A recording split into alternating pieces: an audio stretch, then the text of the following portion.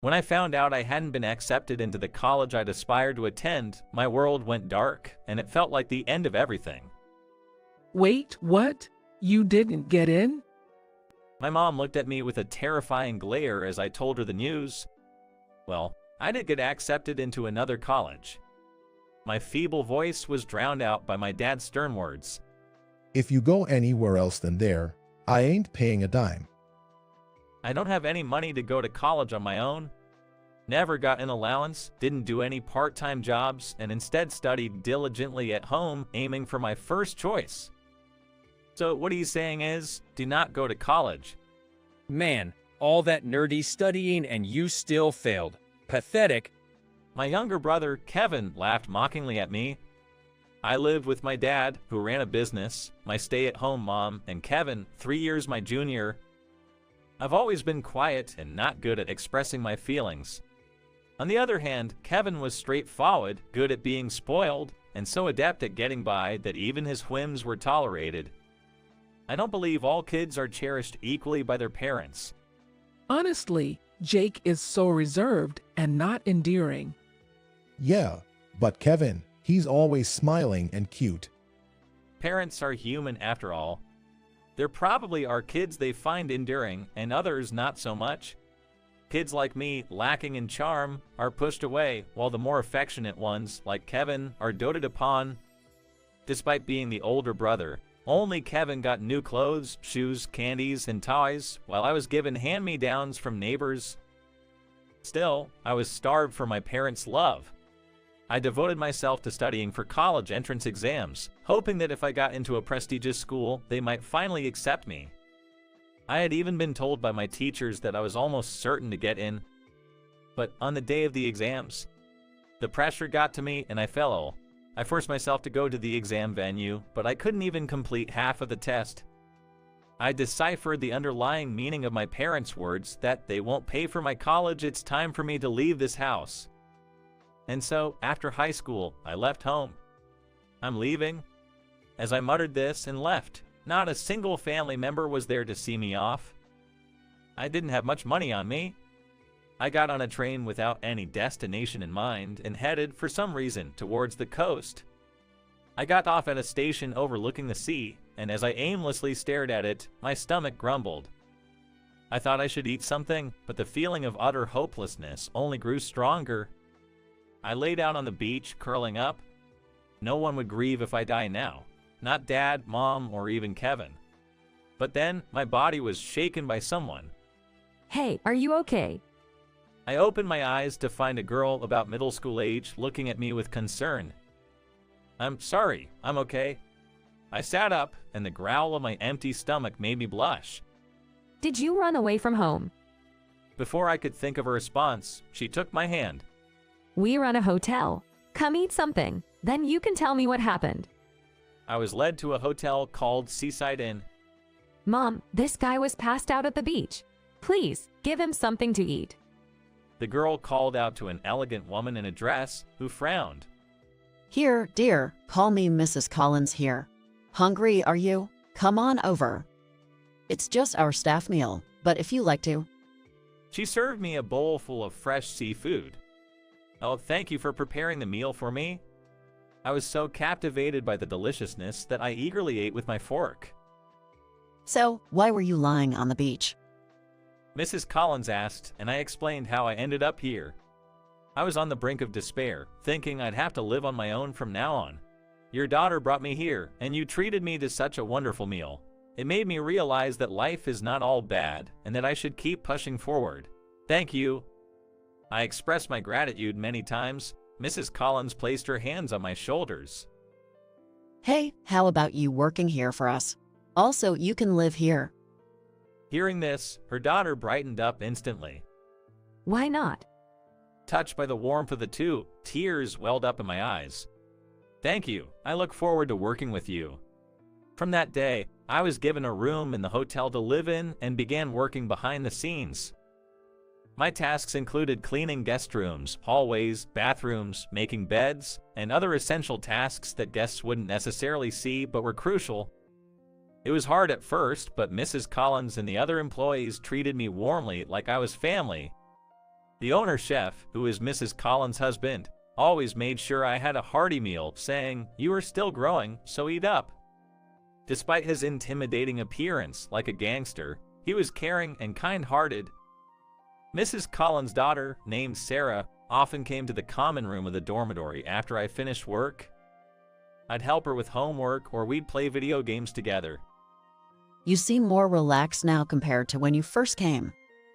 Mrs. Collins remarked one day. Looking in the mirror later, I felt she was right. It was all thanks to the kind-hearted people at the hotel. Wanting to give them back, I became even more dedicated to my job. After a few years, I was assigned to work at the front desk. I never thought I could handle interacting with guests, but now I can naturally serve them with a smile. I've been assigned front desk duties. I immediately texted Sarah. She had gone to New York for college to learn about business management for the hotel's future. With Sarah planning to take over Seaside Inn, I was determined to support the hotel wholeheartedly. After graduating, Sarah returned and began working as the young manager. I want to liven up Seaside Inn even further. Jake, I need your help. She begged me to discuss how to attract more guests to the hotel. We need to put forth the best of what the hotel has to offer without changing the current facilities. The specialty of Seaside Inn is, of course, the mouth-watering dishes prepared by the owner chef. Until now, meals were served either in rooms or in a large dining hall, so I proposed transitioning the dining hall meals to a buffet style. Also introduced a late-night snack buffet set after 10 p.m. included in the room rate. This new plan was a hit, especially among couples, young families, and groups of friends, filling our bookings months in advance. One day, I was cleaning a guest room. A back-of-house staff member had fallen ill, and we were short on hands, so I decided to help out. I have learned to do various jobs in the hotel, as I proactively offer help wherever it is needed, whether it's the back-of-house team, maids, or the kitchen when we are short-staffed. As I was changing the bed linens, I overheard Mrs. Collins' voice from the corridor. Your room is right this way. She was guiding guests.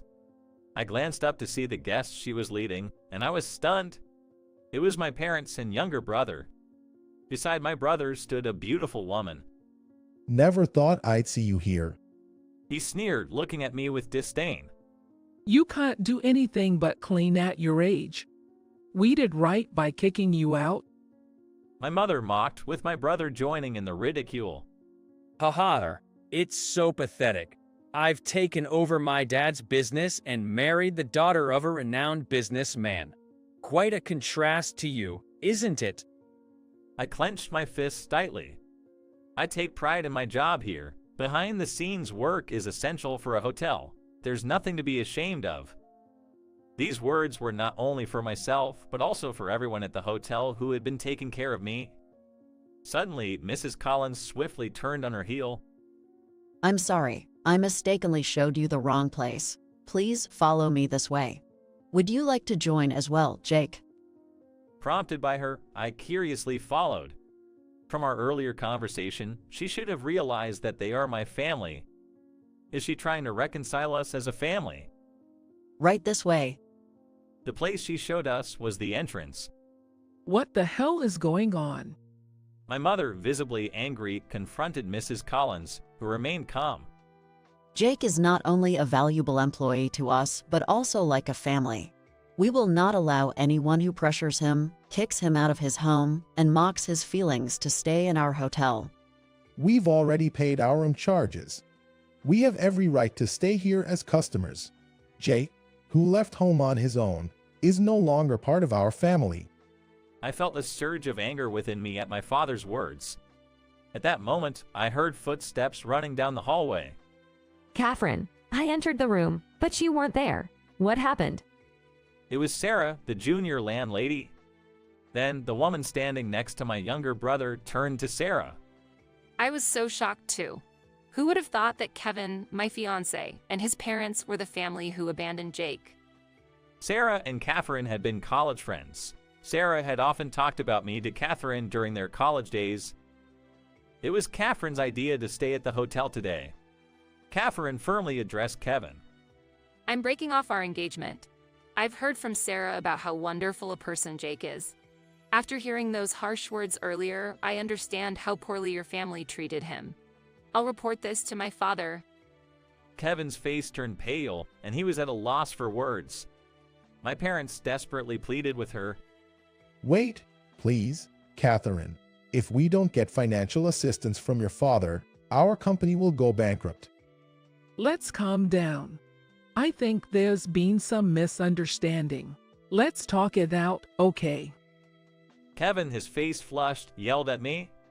It's all because of you that my engagement got called off. What are you going to do about it? My family began hurling insults at me. I felt guilty for causing trouble to Mrs. Collins and Sarah and was worried about potential repercussions. Get out. The deep, forceful voice rang out from behind. Turning around, I saw the owner-chef, Mr. Bob, glaring menacingly, holding a chef's knife. If you harm this hotel or Jake, you'll pay the price. Those words made the three of them gulp, and they hastily left the entrance. Only Catherine stayed behind at the hotel. As planned, she stayed the night after informing her father about the broken engagement and the reasons for it, and enjoyed spending time with her old college friend. Later on, I heard that my father's company went bankrupt since it didn't get any financial assistance from Catherine's father. Kevin, not wanting to bear the debt, left the house. After a while, the hotel received a phone call. Is Jake Smith working there? Recognizing the voice, I knew immediately it was my mother. I'm sorry, but Jake Smith doesn't work here. It wasn't a lie when I said that. After all, after marrying Sarah, I took her surname and became Jake Collins. I had already completed the procedures to disclaim any inheritance from my parents. Although I thought she'd recognize my voice immediately, my mother continued to appeal, seemingly oblivious. Our family has been ruined because of him. He needs to take responsibility and pay off our debt. He's there, isn't he? Put him on the phone. I could sense the intense hatred directed towards me through the phone.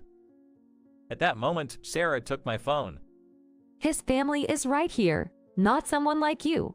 Never call us again. She sharply rebuked and hung up the call. Then she cheekily stuck out her tongue.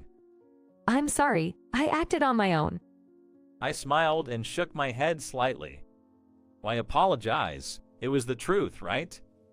She cried for me and then hugged me tightly. Yes, my precious family was right here. 7 years have passed since then. Welcome.